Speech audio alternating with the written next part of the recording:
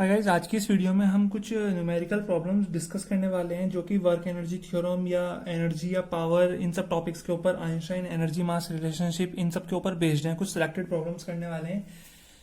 I hope clear हो जाएंगे ये प्रॉब्लम। इन प्रॉब्लम्स को सॉल्व करने के बाद थोड़े जो कॉन्सेप्ट्स हैं हमारे इन टॉपिक्स में वो सारे क्लियर हो जाएंगे।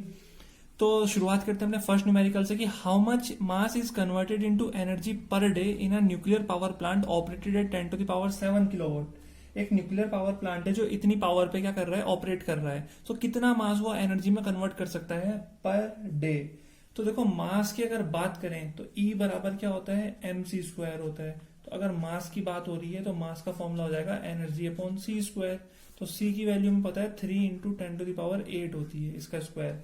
अगर हमें एनर्जी पता चल जाए तो एनर्जी फिर हमारा काम बन जाएगा, ठीक है। और एनर्जी के लिए उसने पावर दे रखी है।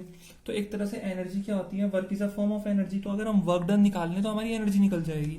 तो वर्क डन का फॉर्मूला होता है, वर्क डन बराबर होता है पावर इंटू टाइम, या पावर को हम बोलते हैं पावर बराबर वर्क डन अपॉन टाइम। तो वर्क डन क्या हो जाएगा, पावर इंटू टाइम।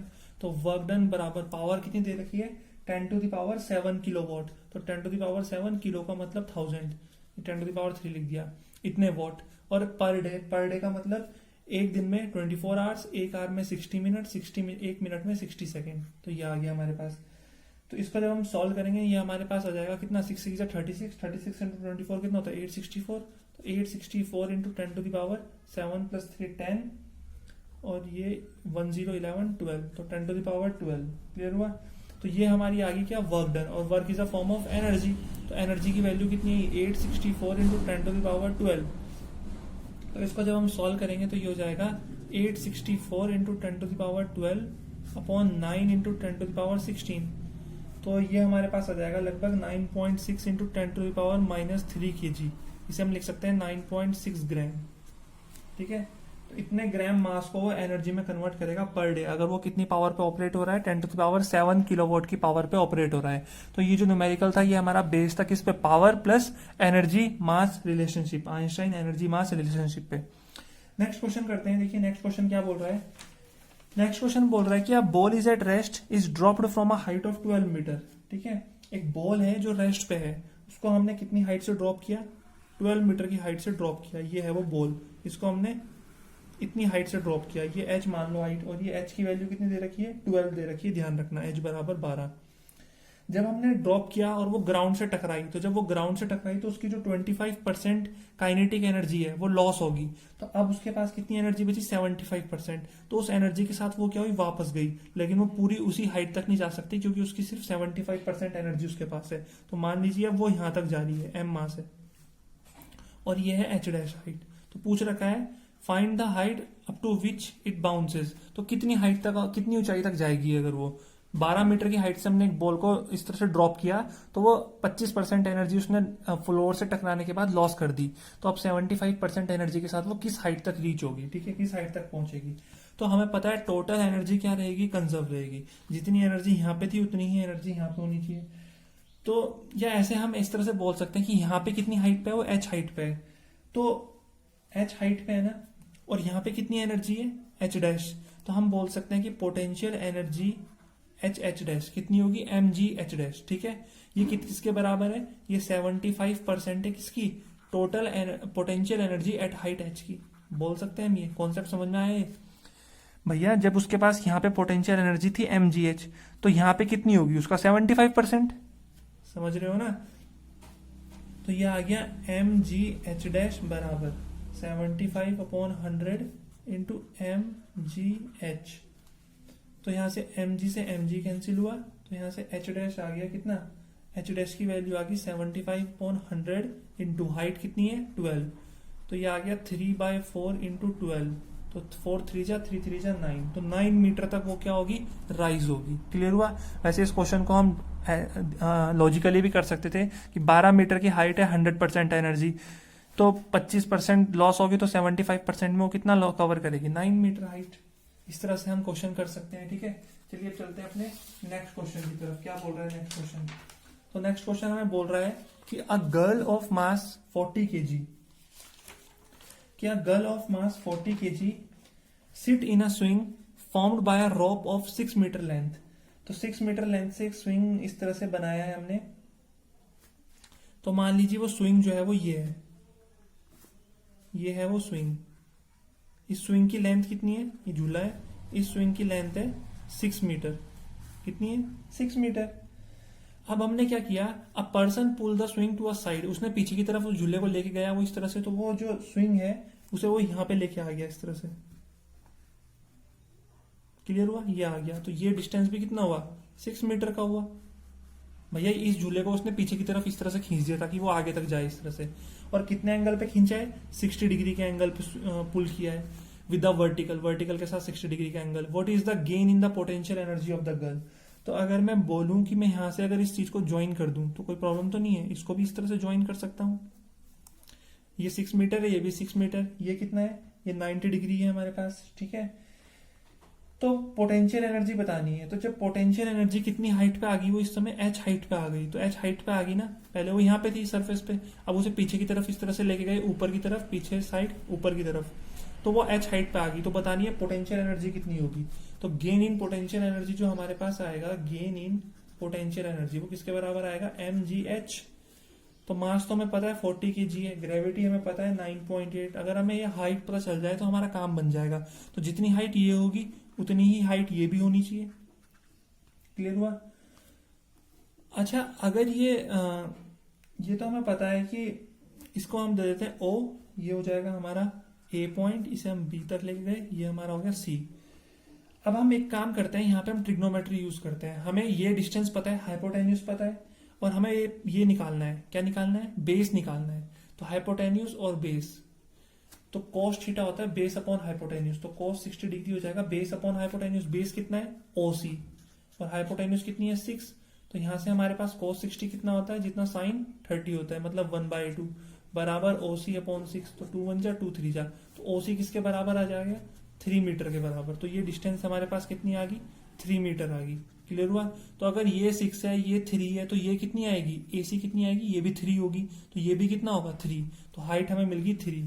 तो इसे हम सॉल्व कर सकते हैं, 98 इंटू 12 कितना होता है, 1176 जूल। तो इतनी पोटेंशियल एनर्जी वो गेन कर लेगी। तो इस तरह से क्वेश्चंस को करना है, ठीक है। क्वेश्चन को समझना है, क्वेश्चन में बोला क्या जा रहा है।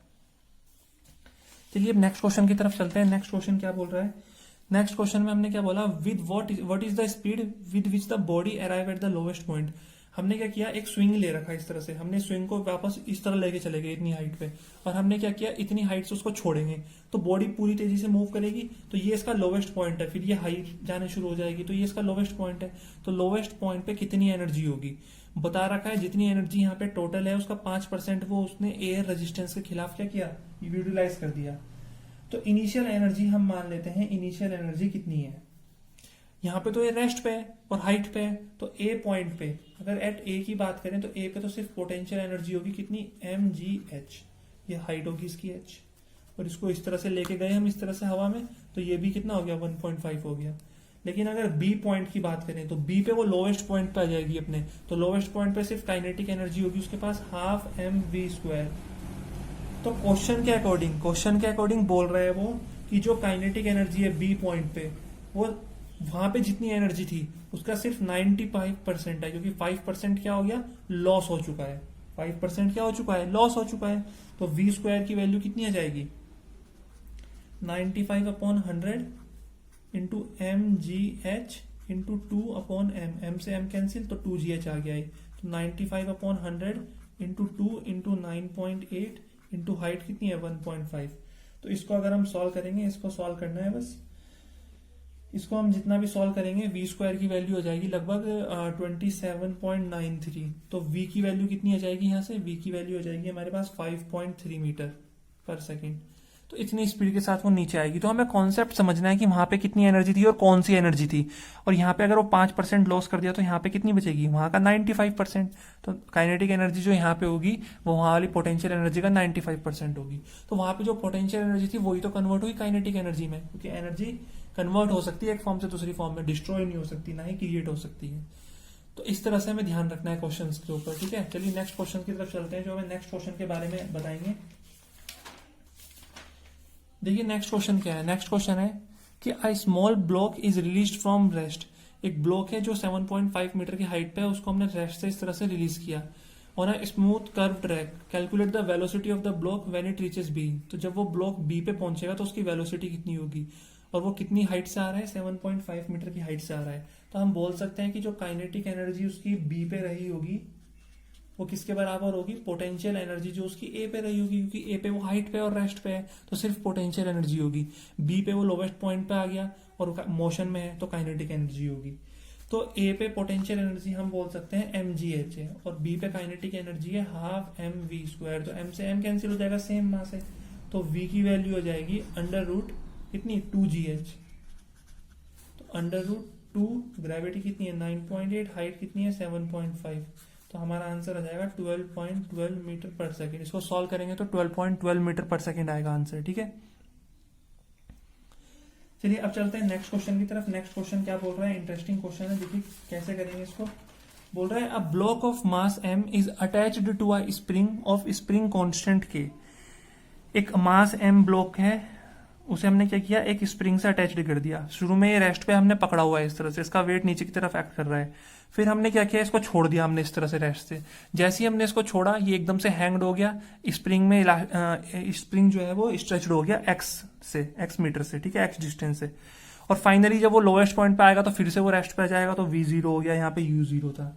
तो पूछ रखा है कितना एक्सटेंड हुआ होगा, वो एक्स की वैल्यू बतानी है। तो हम बोलेंगे वर्क एनर्जी थ्योरम लगाते हैं हम यहाँ पे। तो हम बोलेंगे टोटल वर्क डन जो होगा वो क्या होगा, final kinetic energy minus initial kinetic energy, change in kinetic energy के बीच में। तो वर्क डन क्या हो रहा है, एक तो ग्रेविटी के थ्रू वर्क डन हो रहा है और एक स्प्रिंग के थ्रू वर्क डन हो रहा है। और फाइनल काइनेटिक एनर्जी 0, इनिशियल भी 0, क्योंकि वेलोसिटी और फाइनल और इनिशियल वेलोसिटी क्या है 0। तो work done due to gravity, gravity के थ्रू कितना वर्क डन हो रहा होगा mgh। तो mg, और हाइट कितनी है x, कितना डिस्टेंस कवर किया x। और अगर work done due to spring की बात करें तो वो हमने फॉर्मूले में डिराइव किया था हाफ kx² होता है कि नहीं होता है। तो यहां से आ जाएगा mgx बराबर हाफ kx²। x से ये स्क्वायर कैंसिल हुआ तो x की वैल्यू आ गई यहां से 2mg/k। तो ये हमारे पास क्या आ गया, ये हमारे पास आंसर आ गया, ठीक है। इतनी डिस्प्लेसमेंट हुई। तो इस तरह के हमारे पास बहुत सारे न्यूमेरिकल्स पूछे जा सकते हैं। हम सबको तो अब डिस्कस नहीं कर सकते वीडियो में, लेकिन कोशिश यही है कि आपको कॉन्सेप्ट जो है वो समझ में आ जाए। चलिए नेक्स्ट न्यूमेरिकल की तरफ चलते हैं। नेक्स्ट न्यूमेरिकल क्या बोल रहा है, नेक्स्ट न्यूमेरिकल हमारे पास है कि calculate the speed with which the ball is push down so that is rise up to the edge of the ball. एक बाउल है, तो एक बॉल यहाँ पे है, उसके इस वाले एंड से थोड़ा नीचे है, तो हम उसको कितनी स्पीड से नीचे की तरफ छोड़े कि वो सीधे दूसरे जो एज है उसके टॉप पे पहुंच जाए, ठीक है, वहां तक पहुंच जाए। तो हम क्या बोलेंगे, हम बोलेंगे जो ए पे एनर्जी है, टोटल एनर्जी एट ए, वो बराबर होनी चाहिए किसके, टोटल एनर्जी एट बी। या हम ऐसे भी बोल सकते हैं कि बी पे पहुंचने के लिए जितनी एनर्जी चाहिए उतनी ही एनर्जी हमें उसे ए से देनी पड़ेगी। तो ए पे उसके पास दो तरह की एनर्जी है। कितनी तरह की एनर्जी है, दो तरह की। एक तो काइनेटिक है, ठीक है, क्योंकि हम इसे पुश करेंगे तो काइनेटिक एनर्जी तो आएगी इस पे, और एक पोटेंशियल एनर्जी होगी क्योंकि हाइट पे है। तो काइनेटिक एनर्जी कितनी होगी, हाफ mv², और पोटेंशियल एनर्जी कितनी होगी, हाफ mgh, क्योंकि h हाइट पे है, बराबर बी पे काइनेटिक कितनी होगी 0। क्योंकि खुद ही सोचो जब कोई बॉल के इस एंड पे पहुंचेगी तो वो रुक जाएगी ना एंड पे जाके इस तरह से टॉप पे, फिर वो नीचे आएगी, तो काइनेटिक तो 0 हो जाएगी। पोटेंशियल कितनी हो जाएगी mg, हाइट कितनी है रेडियस के बराबर r। तो यहां से क्या करेंगे, m कॉमन लेंगे और यहां से m से m कैंसिल कर देंगे, तो ये आ जाएगा v²/2 प्लस gh बराबर gr। तो ये आ जाएगा v² प्लस 2gh बराबर 2gr। क्लियर हुआ। अब हम क्या करेंगे, यहां से v² की वैल्यू निकालेंगे 2gr माइनस 2gh।